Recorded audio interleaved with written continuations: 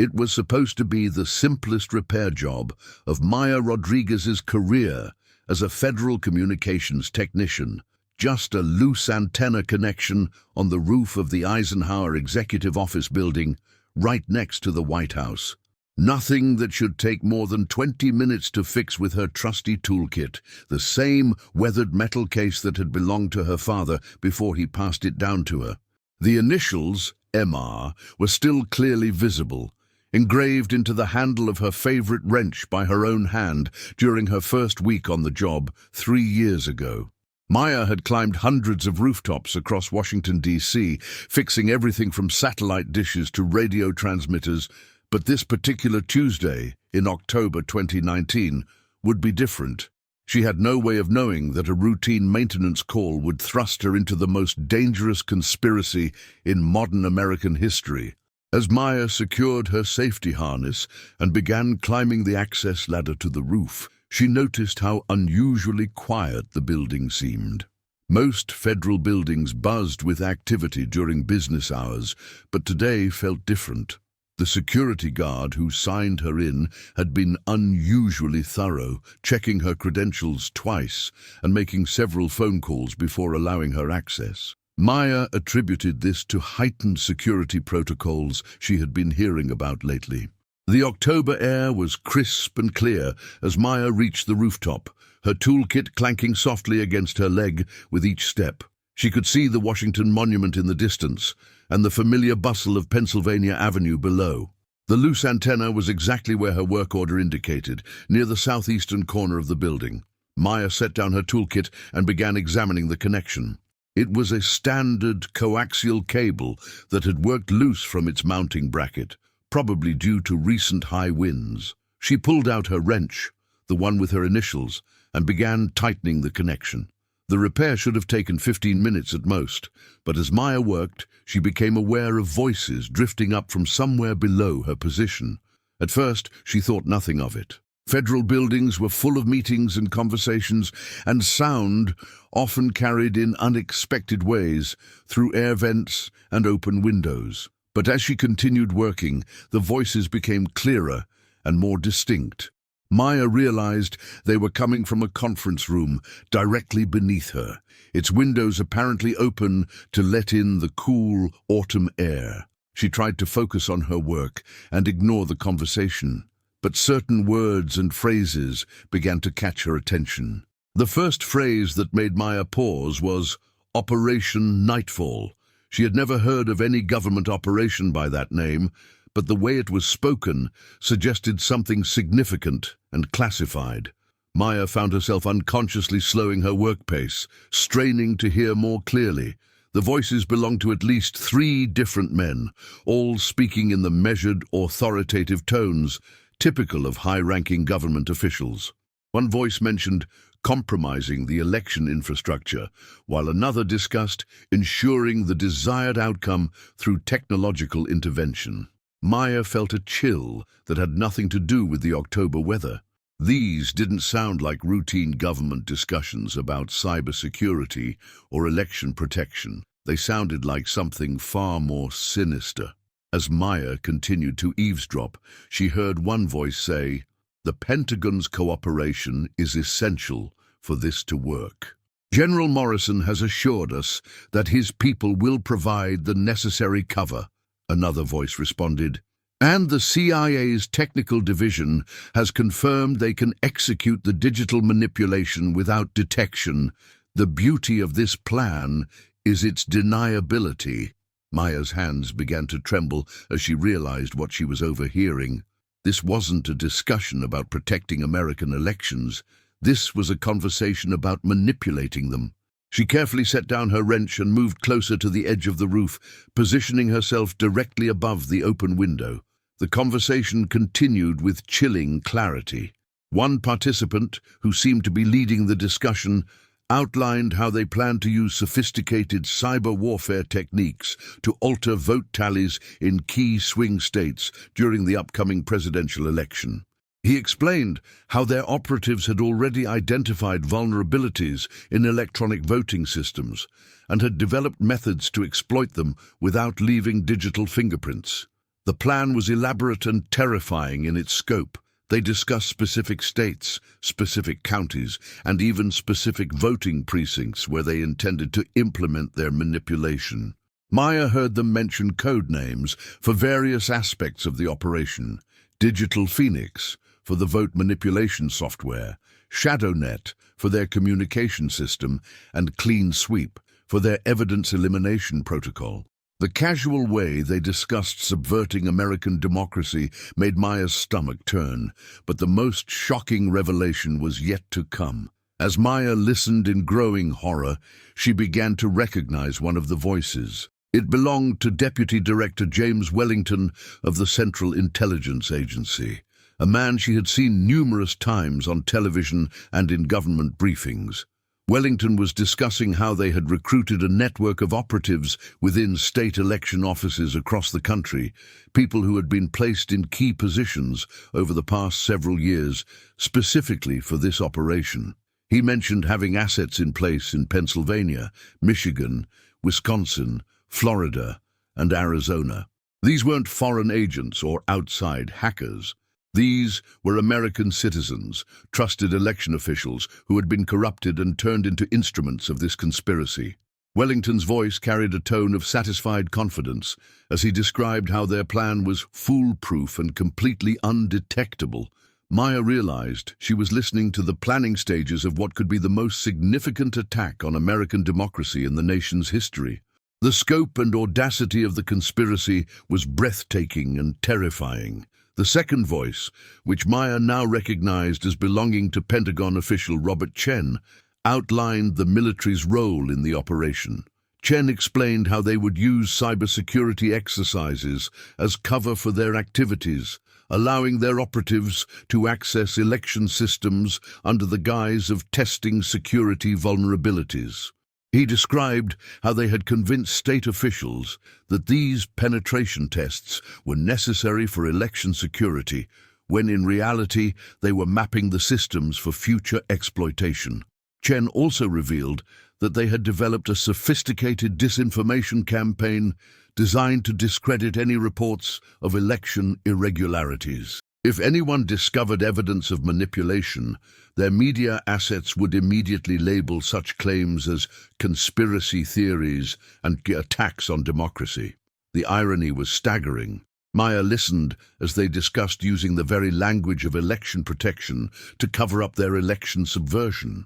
Chen mentioned having operatives embedded in major news organizations who would help shape the narrative if their operation was ever exposed. They had prepared detailed scripts and talking points designed to confuse the public and make it impossible to distinguish between legitimate concerns and wild conspiracy theories. The third voice belonged to someone Maya didn't recognize, but who was clearly operating at the highest levels of government. This individual discussed the political motivations behind Operation Nightfall.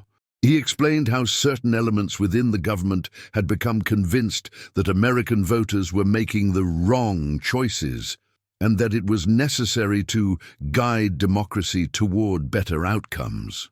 The hubris was stunning. These people genuinely believed they had the right to override the will of the American people because they disagreed with the direction of the country.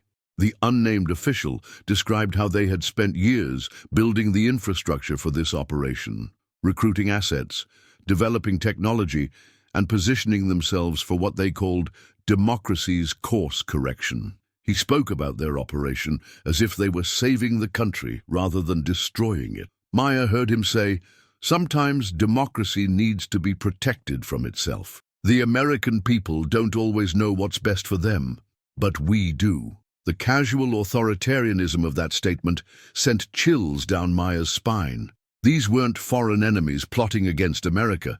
These were Americans, sworn to protect and defend the Constitution, plotting to subvert the very foundations of their own government.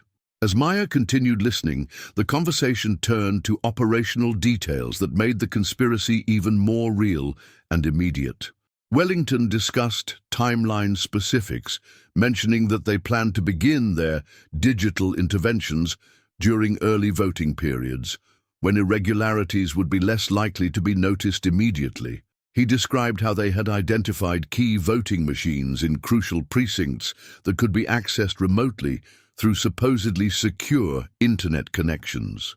Maya heard them discuss specific software vulnerabilities they planned to exploit, technical details that demonstrated just how thoroughly they had prepared for this operation.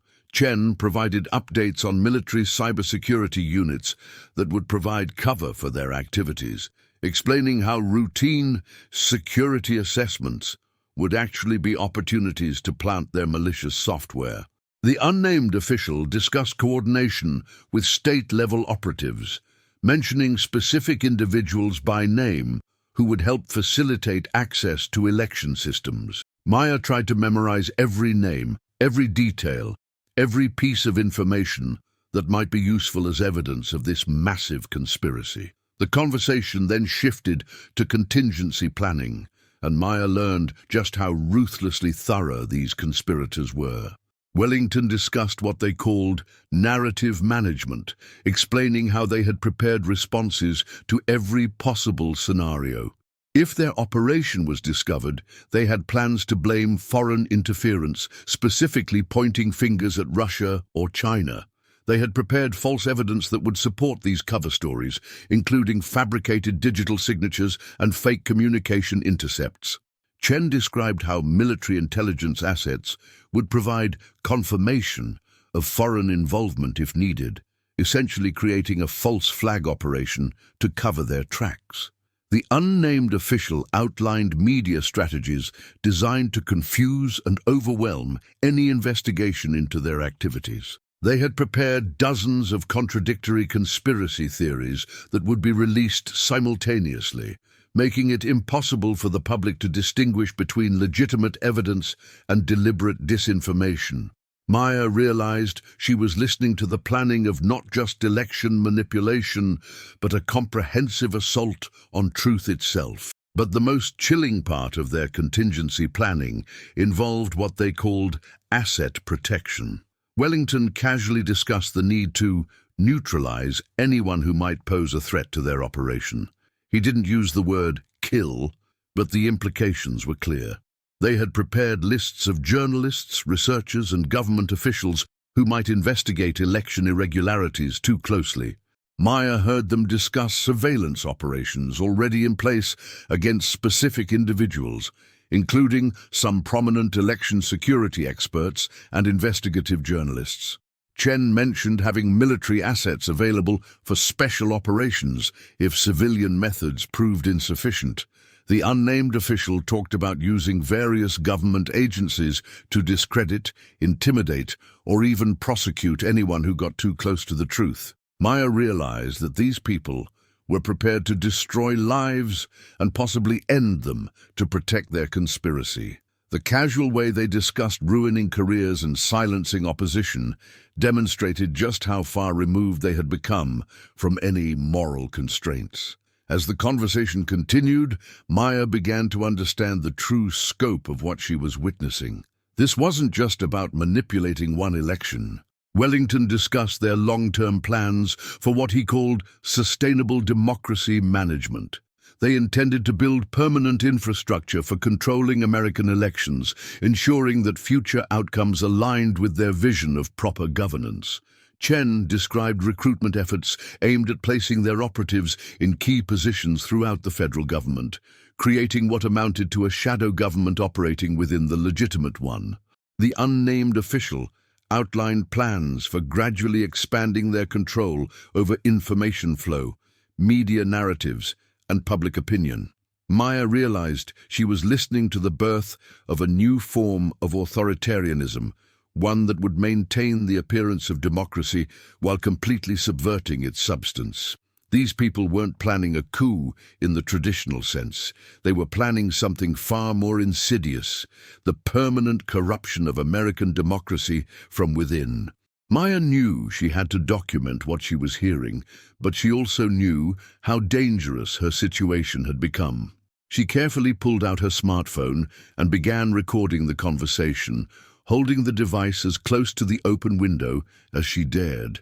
The audio quality wasn't perfect, but the voices were clear enough to be identified, and the content was unmistakable. As she recorded, Maya heard Wellington say something that made her blood freeze. "We need to be absolutely certain there are no security leaks. I've authorized surveillance sweeps of all federal buildings, including rooftop maintenance activities." Maya realized they were already concerned about eavesdropping and had taken steps to prevent it. Chen responded, "Our security teams are conducting random checks of all service personnel in sensitive buildings. Anyone found in unauthorized areas will be detained for questioning." Maya's heart began racing as she understood just how precarious her position had become. She was exactly the kind of person they were looking for, a service worker with access to sensitive areas who might overhear classified conversations. The unnamed official then said something that sent Maya into panic mode. "I've received reports of unusual maintenance activity in this building today.